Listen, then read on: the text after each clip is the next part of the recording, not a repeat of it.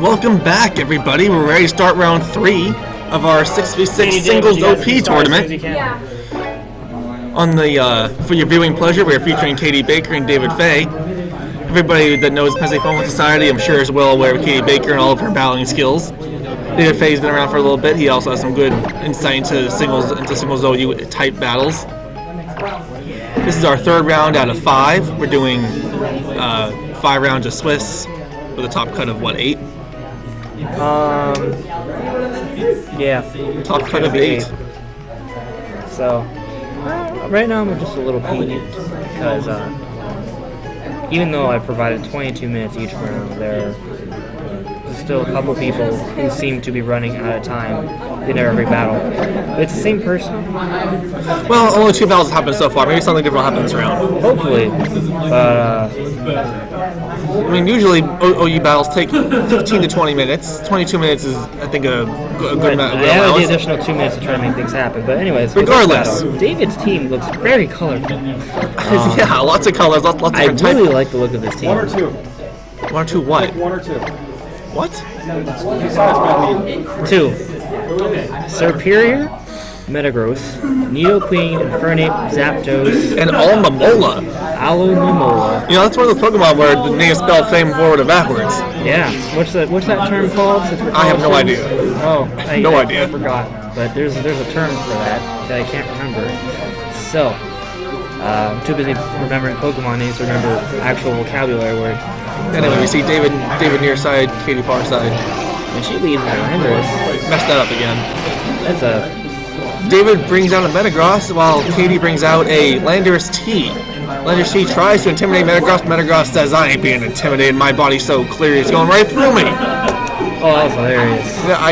Yeah, that's exactly what he said. I heard him. Now, even though the Metagross is not intimidated, that Landorus has a typing advantage because it has a Stab Earthquake, which Metagross is quite weak to.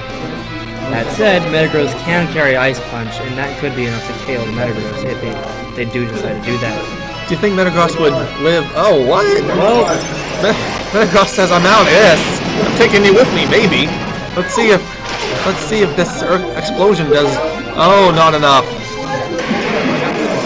Katie's Landorus survives and puts out Stealth Rock. A good move for Katie. Living the explosion from the Metagross and putting up her own rocks. It's important to note, however, that Metagross outsped the Landorus T. I wonder who scarfed. It might have been Scarfed Explosion. Well, I mean, in theory, it's an interesting idea.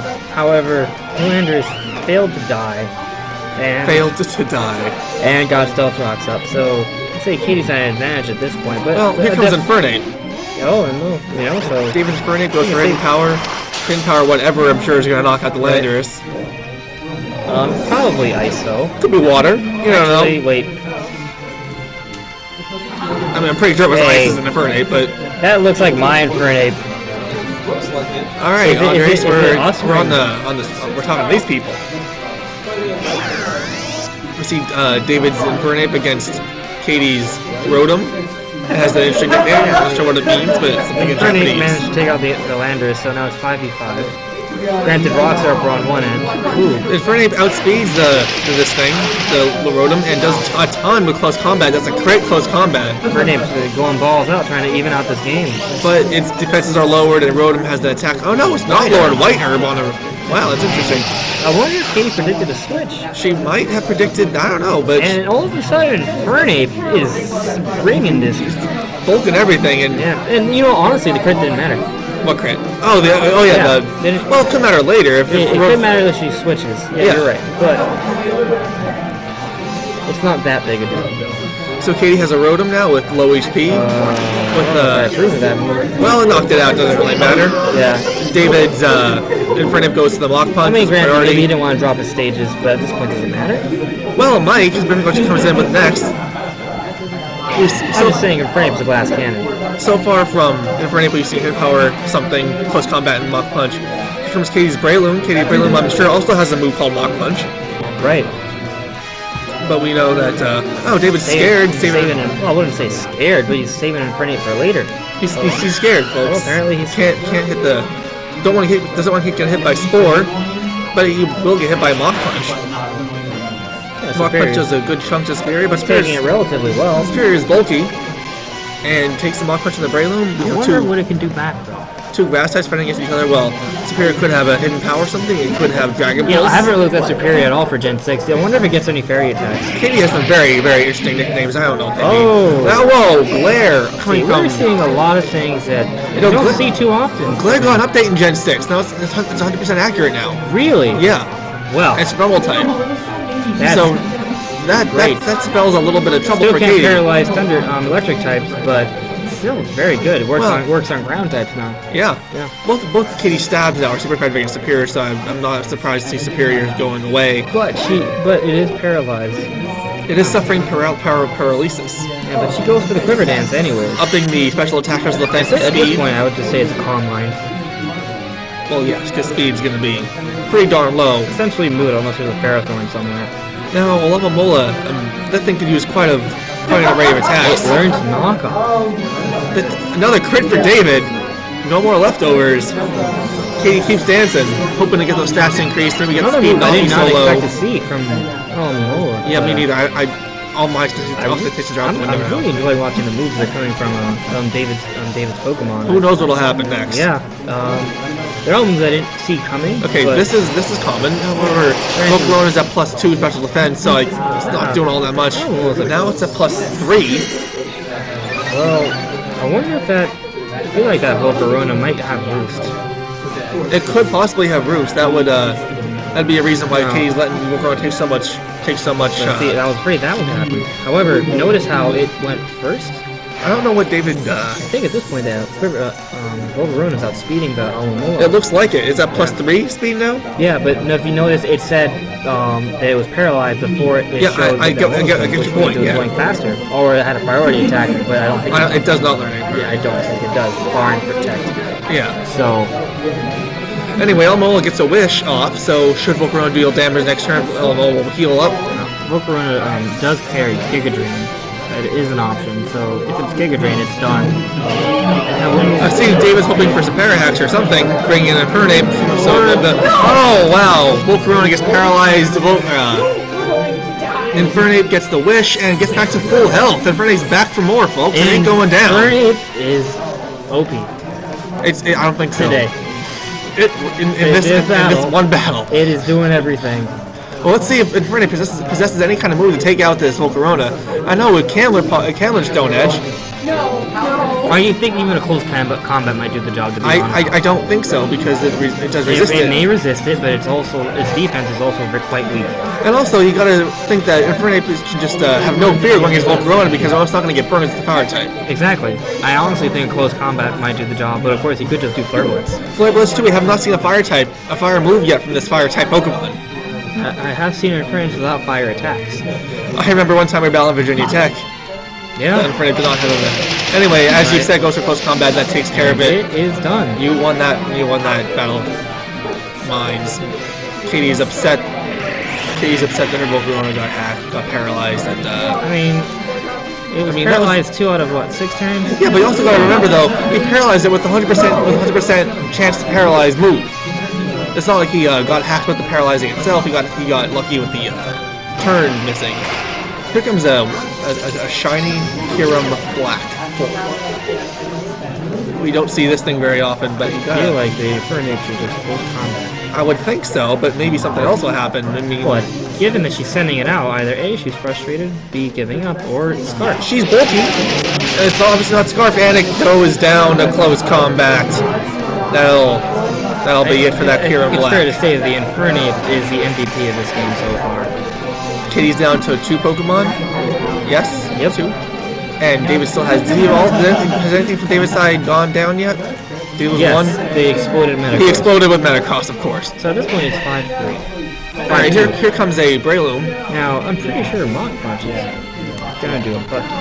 Well, the frame's now what, -2, -1? And it's -2. It's close combat of the thing, so Mach Punch and Breloom would do quite a bit. You gotta imagine David would want to keep it for later for whatever reason, should he need it. At full health, it probably could take a Mach Punch if its stages were not down. Well, David retreats it for him, maybe setting it for later, maybe he's afraid. Here comes Nidoqueen. Neoqueen being a ground poison type, it can take a Mach Punch, but it cannot take Spore. It will go to sleep from Spore. A good prediction by Katie, predicting to switch out with Infernape. Neoqueen just sleep, won't be doing much then. Neoqueen's also a very interesting Pokemon. Now this is an opportunity for Katie to potentially Swords Dance. It can Swords Dance and it can Bullet Seed, depending on how many turns Neoqueen stays asleep. But Katie opts to take it back. Sends in a Scissor. Okay, Scissor can do pretty much the same thing as that, just set up. Right, but it's one less turn to sleep. Oh, but he switches too. That's interesting. Oh, good. Lots of switching going on here. Seems to, at least on the surface, work out in David's favor. Because Zapdos could potentially carry Heat Wave. Honestly, I think assuming the Zapdos has Heat Wave, I don't think Katie can do much. Well, Heat Wave couldn't miss, at 90% accuracy. I've seen it miss many times. What does Scizor carry? Stone Edge? Scissor could. Does it learn Stone Edge? I don't know. Does it learn any move that can kill Zapdos? So Scissor Mega Evolves. Unless it's like max special defense, I don't see it surviving this attack. Oh, it did! Wow! Well, Mega Scissor, pretty bulky. I underestimated its bulk. Bug Bite to make a Scissor on the Aerodactyl does absolutely nothing. Like I said, even though Scissor somehow managed to survive that attack, what? Both fighters on their feet till the very end. Perhaps with the critical Bullet Punch. I don't think so. Mach Punch. I really don't think so. Here comes Thunderbolt from Zapdos. Zapdos Thunderbolt takes care of the 5 remaining HP on that Scissor. We're going to see Katie's Breloom coming in very soon, hoping for like a Ultra Mega Crit Mach Punch, I assume. Will be the only thing to save her from the... Which probably still is not enough. Especially since crits really don't do that as much as they used to anymore. Barring any sort of weird Heat Wave miss. See, Kitchi can put to sleep because Neoqueen's already asleep. We do a sleep pause here.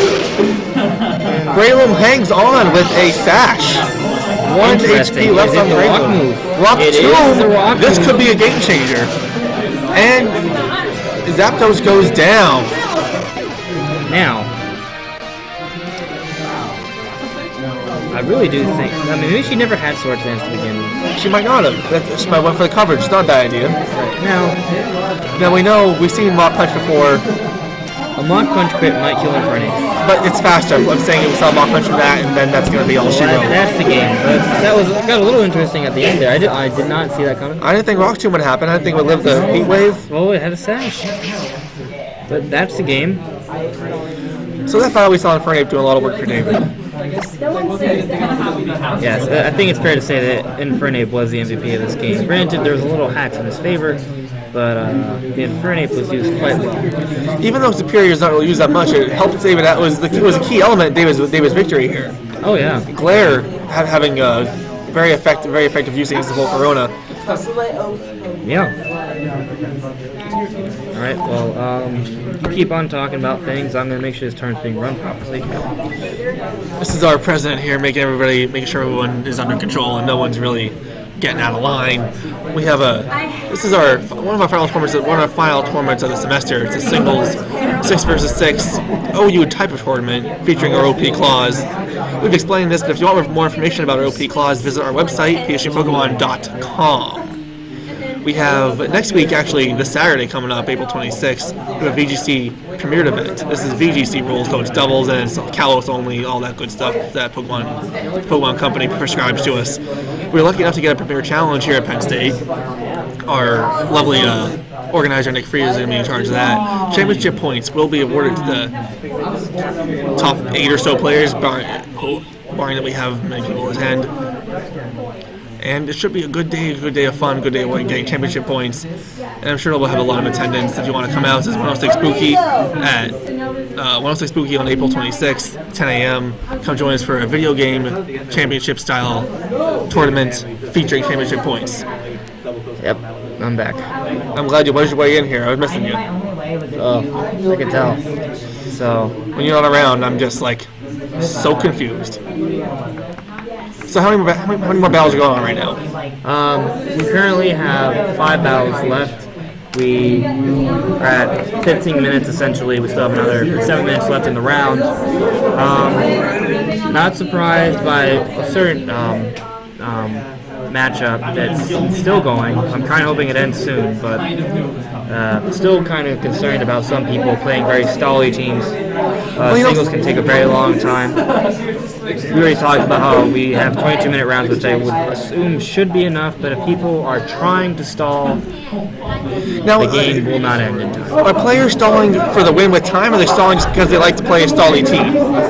Are they hoping to win on a technicality? Now, I'm not entirely sure. That's why I want some investigation to be done.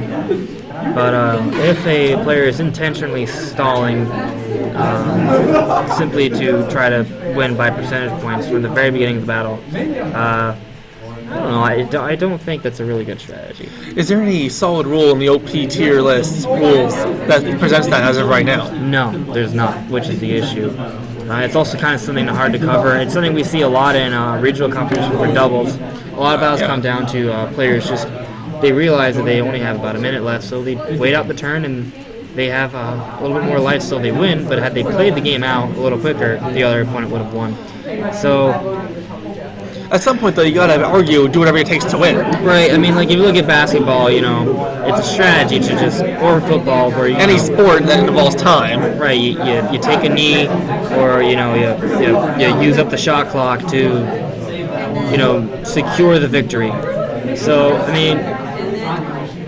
But you gotta argue, though, in sports, you do that when you want to secure the victory. In Pokemon, you do it to possibly achieve a victory.